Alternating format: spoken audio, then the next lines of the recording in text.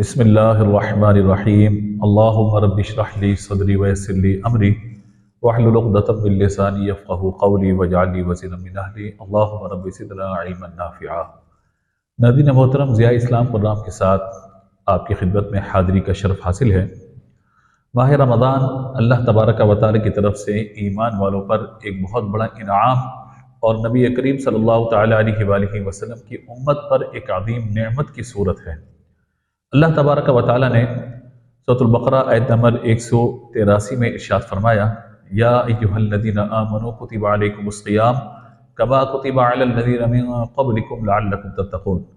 اے ایمان والو، تم پر روزے فرض کیے گئے کما کتب علی الذین من قبلکم، جس طرح تم سے پہلی امتوں پر، تم سے پہلے لوگوں پہ روزے فرض کیے گئے۔ نتیجہ کیا ملے گا؟ انعام کیا ملے گا؟ لعلکم تتقون، تاکہ تم تقوی اختیار کرو، تم متقی ہو جاؤ۔ رمضان یہ نبی مکرم علیہ الصلوۃ والسلام کی امت پر جو اللہ کا انعام ہے، اس بات سے اس کو سمجھیے کہ رحمت عالم صلی اللہ تعالی علیہ وآلہ وسلم کا یہ ارشاد مبارک ہمیں کیا درس دیتا ہے، ہمیں کیا بتاتا ہے کہ میری امت کو معلوم ہو جائے رمضان کیا ہے تو میری امت تمنا کرے پورا سال ماہ رمضان ہو۔ کیوں؟ اول تو یہ کہ فرضوں کا ثواب بڑھا دیا جاتا ہے، نفل کا ثواب فرضوں کے برابر کر دیا جاتا ہے، روزہ دار کا کھانا پینا یعنی سحری و افطار، اس کا سونا جاگنا، ہر لمحہ اللہ تعالیٰ کی عبادت اور اطاعت میں گزر رہا ہوتا ہے۔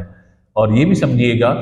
کہ عام طور پر یہی ہوتا ہے کہ بندہ اپنے گھر سے چلتا ہے، وضو کرتا ہے، مسجد میں آتا ہے، پھر نماز پڑھتا ہے، یا عمرہ کرنا ہے تو مکہ مکرمہ جاتا ہے، کعبے کا طواف کرتا ہے، حج کرنا ہے تو عمرے کے ساتھ ساتھ پھر حج کے ارکان وہ ادا کرتا ہے، یعنی اس نے مینا کا وقوف کرنا ہے، پھر وقوف عرفہ کرنا ہے، اس کے بعد اس نے رمی جمرات کا معاملہ ہے، یعنی مزدلفہ میں قیام ہے، رمی جمرات کا معاملہ ہے، یعنی یوں حج کے تمام ارکان اس نے ادا کرنے جا کر، گھر بیٹھے بیٹھے حج کے ارکان کوئی ادا نہیں کر سکتا،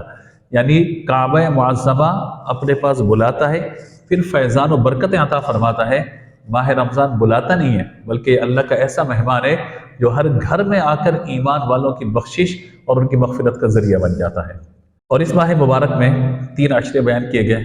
اولہ رحمہ و اوسطہ مغفرہ و آخرہ عتق من النیران، یعنی پہلا عشرہ رحمت کا ہے، دوسرا عشرہ مغفرت کا ہے، اور تیسرا عشرہ جہنم سے آزادی کا ہے۔ لیلۃ القدر بھی اس مہینے کے اندر ہے، عبادت و ریاضت کا مہینہ ہے، اور قیامت کے دن رمضان بھی شفاعت کرے گا، قرآن بھی شفاعت کرے گا، روزہ کہے گا میں نے اس بندے کو دن میں کھانے اور پینے سے روکا، اپنی خواہشات سے اس نے اپنے آپ کو بچایا، یا اللہ میری شفاعت اس مومن کے حق میں قبول فرما۔ اسی طریقے سے قرآن کہے گا یا اللہ میں نے رات کو اس کو قیام میں کھڑا کیا، تراویح ہے، شبینہ ہے، عبادت ہے، قرآن کی تلاوت ہے، تو اللہ تبارک و تعالی قرآن کی شفاعت بھی قبول فرمائے گا، اور روزے کی شفاعت بھی ایمان والے کے لیے اللہ تعالیٰ قبول فرمائے گا۔ اب اس مہینے میں کرنا کیا ہے؟ کرنا یہ ہے، اول تو یہ ہے کہ پورے روزے رکھنے کی بندہ نیت کرے، اور اگر کوئی عذر نہ ہو تو مکمل روزے ہر بندے کو رکھنے چاہیے، اور رکھنا یہ فرض ہے۔ دوسرا یہ ہے کہ جب نماز کا وقت ہو جائے تو مرد حضرات کے لیے ضروری ہے کہ وہ ہر نماز با جماعت مسجد میں جا کے ادا کریں، اور تراویح بھی با جماعت مسجد میں ادا کریں۔ خواتین اپنے گھروں میں نماز کا اہتمام کریں، چھوٹے بچے جو مسجد تک نہیں جا سکتے انہیں گھر میں اپنے ساتھ نماز کے لیے کھڑا کریں، تاکہ گھر کے اندر ایک عبادت کا ماحول بنے۔ تیسری بات قرآن اور رمضان کا تعلق ہے، شہر رمضان الذی انزل فیہ القرآن،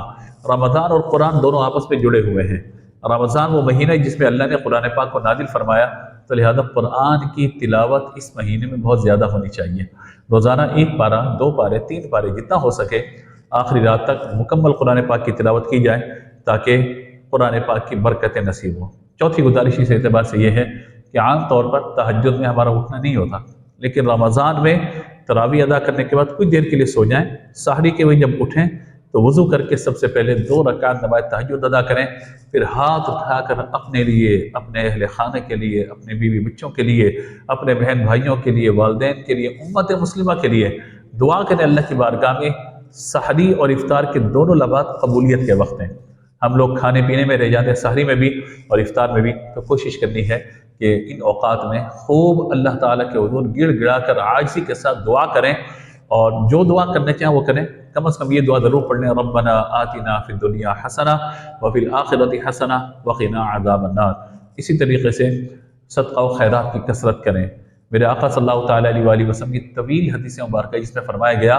کہ جو شخص روزہ دار کو روزہ افطار کرا دے،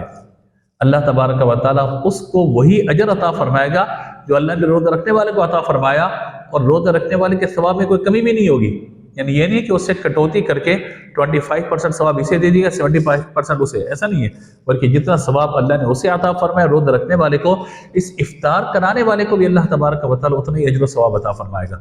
سبحان اللہ۔ صحابہ کرام کہتے ہیں یا رسول اللہ ہم میں سے ہر ایک اس کی استطاعت نہیں رکھتا کہ روزہ دار کو روزہ افطار کرا سکے۔ میرے آقا علیہ الصلوۃ والسلام نے فرمایا کوئی شخص ایک پانی کا گھونٹ،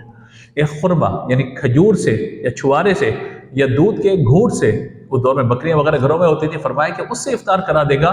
تب بھی اللہ تبارک و تعالیٰ اسے وہی اجر و ثواب عطا فرمائے گا۔ اور اگر کوئی اپنے مسلمان بھائی کو پیٹ بھر کے کھانا کھلا دے گا تو اللہ تبارک و تعالیٰ اس کو جنت عطا فرمائے گا۔ ایسا مہینہ عظمتوں برکتوں والا مہینہ آ رہا ہے اور آ چکا ہے، اس کی ہر ساعت رحمتوں بھری ہے، اور ہر لمحہ ایسا ہے کہ جس میں آپ اپنے رب کو راضی کر سکتے ہیں، راضی رکھ سکتے ہیں۔ لہٰذا جو کرنے کے کام ہیں وہ کیے جائیں، اور اپنے ہاتھ میں تسبیح رکھیے، یا تو قرآن پاک کی تلاوت ہو رہی ہو مسجد میں بیٹھ کے ہر نماز کے بعد، یا پھر تسبیح ہاتھ میں ہو، درود پاک اور اللہ کا ذکر کثرت سے کیا جائے تاکہ ماہ رمضان کی برکتیں ہم سب کو نصیب ہوں۔ پھر عمر بھر اسی سلسلے کو جاری رکھا جائے تاکہ جو عبادت کی پریکٹس اس مہینے میں ہوئی ہے ہم اللہ تبارک و تعالیٰ کی رضا کے لیے عمر بھر عبادت کے ساتھ ان چیزوں کو جاری رکھ سکیں اور اللہ کی رضا حاصل کر سکیں۔ اللہ تبارک و تعالیٰ مجھے اور آپ کو عمل کی توفیق عطا فرمائے۔ آمین۔ وآخر دعوانا ان الحمد للہ رب العالمین۔